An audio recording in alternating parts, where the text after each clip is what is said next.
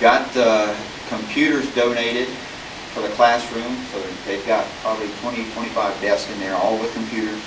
They're teaching the locals English on computers. The other side with the conference room is now being used by the city council and every different thing for their regular meetings. But this has become kind of a centerpiece for that little village.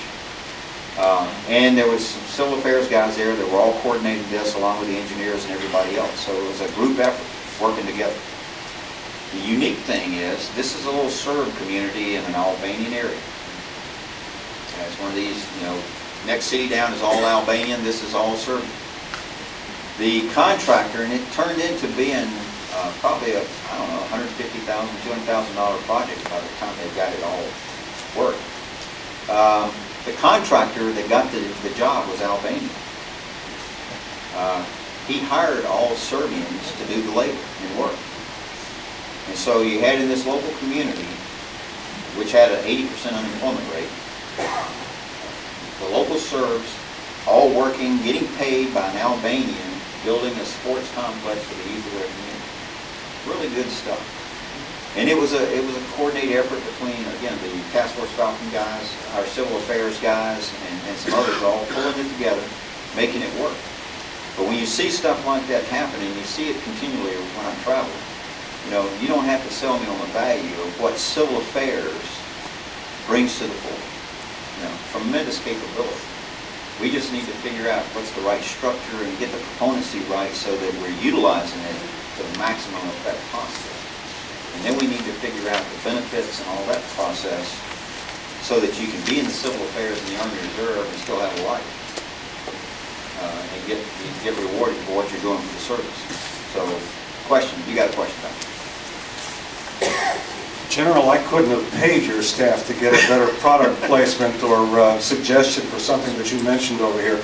With regard to tiers of readiness and numbers of days of AT or drills or the like, you identified among the challenges that we have the individual training concerns about getting people MOS qualified or the like. We also have a significant organizational training challenge, which speaks right to the issue of tiers of readiness. And the model that I would think of is some of the other services have aviation units that have 96 drills a year instead of 48 drills a year, that kind of thing. As I travel around now and then talking to one or another CA command and seeing what their challenges are as a result of the realignment of Army Reserve CA from SOCOM to GIFCOM, I'm hearing now and then, well, we used to be able to get 29 days AT. Now we have a more difficult time doing so, or we have more difficult time getting access to additional training funds, or you can see where I'm headed with that. Would you consider that this community might be among the those, I don't want to call it really pilot, but one of those first ones that you would consider for that kind of multi-tier? Yeah, no, exactly. I'll tell you the 3 units we're testing right now in we're calling it ready response units. I'm not sure that's the right type of terminology, but it's more intensive or more up-tempo units. I've got, we're going to test I mentioned the training battalion. We're going to test the BIDS unit. We're going to test a dental unit, a dental detachment. And what I've said there is, I need more dental capability in the Army Reserve for my own soldiers. And I've got dental units out there.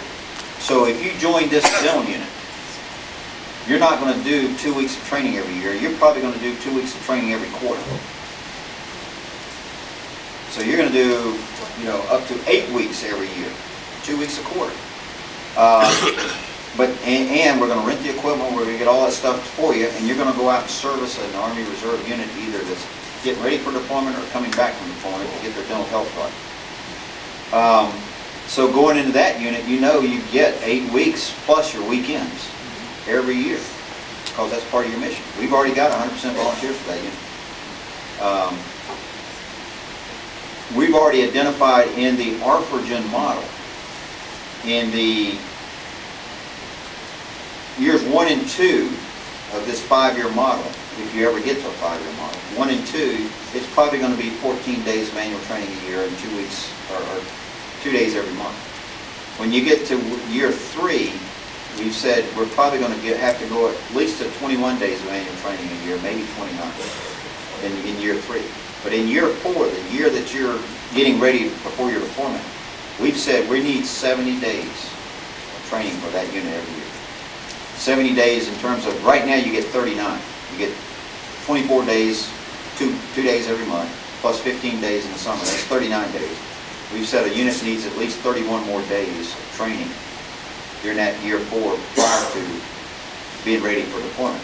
So we've kind of already started working, and we've done this for the budgeting standpoint. To say we got to budget dollars for 70 days of training if you're in year 4, you know, somewhat less in year 3 on down. Now what I'm saying is, to your point, I think because we've got certain units that we say, you know, we're never getting to 5 years with these units. Okay, it's not there.